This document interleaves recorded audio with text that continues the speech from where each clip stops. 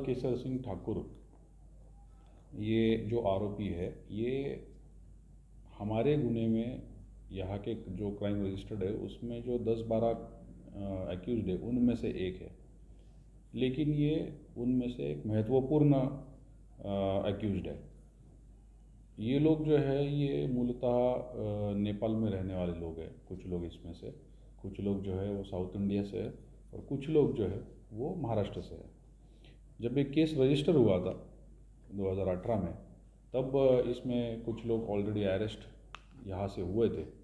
उसके बाद में ये जिन लोगों का इसमें ज़्यादा इम्पोर्टेंट रोल था वो किसी तरह से पकड़े नहीं जा पा रहे थे।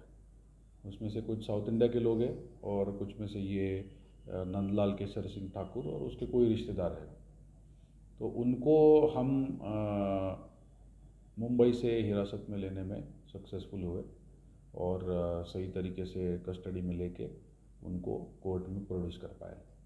सर, किन किन राज्यों में इसके खिलाफ एफआईआर दर्ज है और कितने मामले दर्ज हैं?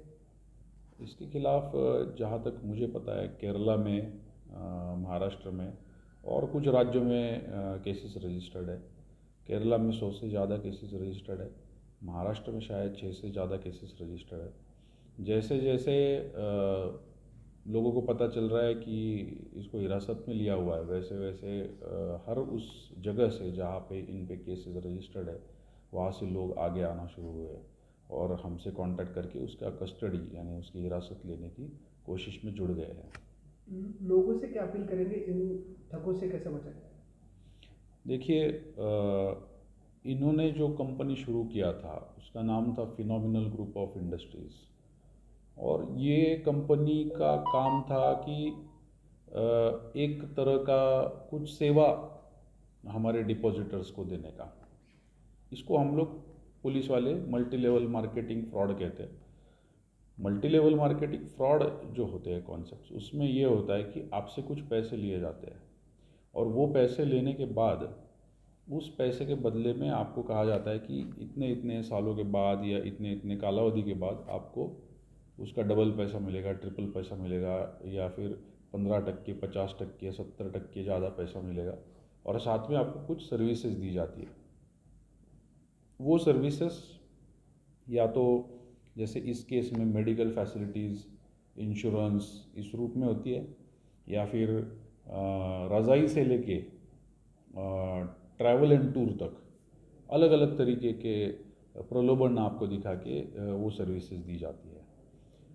इसमें सबसे बेसिक प्रॉब्लम ये होता है कि जो भी उनका फर्स्ट कस्टमर होता है वो कस्टमर आगे और कस्टमर बनाता है, वो कस्टमर आगे और कस्टमर बनाते हैं, वो कस्टमर और लोगों को जोड़ के और कस्टमर बनाते हैं। जब तक ये कस्टमर जोड़ते रहते हैं तब तक ऐसे लगता है कि इसमें कोई फाइनेंशियल लॉस होने वाला नहीं है, लेकिन एक स्पेसिफिक मोमेंट के बाद ये सारा जो मामला है ये फाइनेंशियली अनवायबल बन जाता है।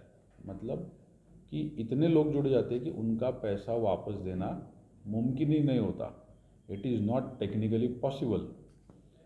उस जगह के बाद, उस मोमेंट के बाद फिर सारी चीज़ें जो है वो फ्रॉड में चली जाती है। फिर आपको ये पैसा देना बंद करते हैं, फिर आप चक्कर लगाते रहते हैं, फिर इनके ऑफिसेस बंद हो जाते हैं, फिर इनके लोग दिखाई नहीं देते और फिर आपको पता चलता है कि हम लोग फंस चुके हैं।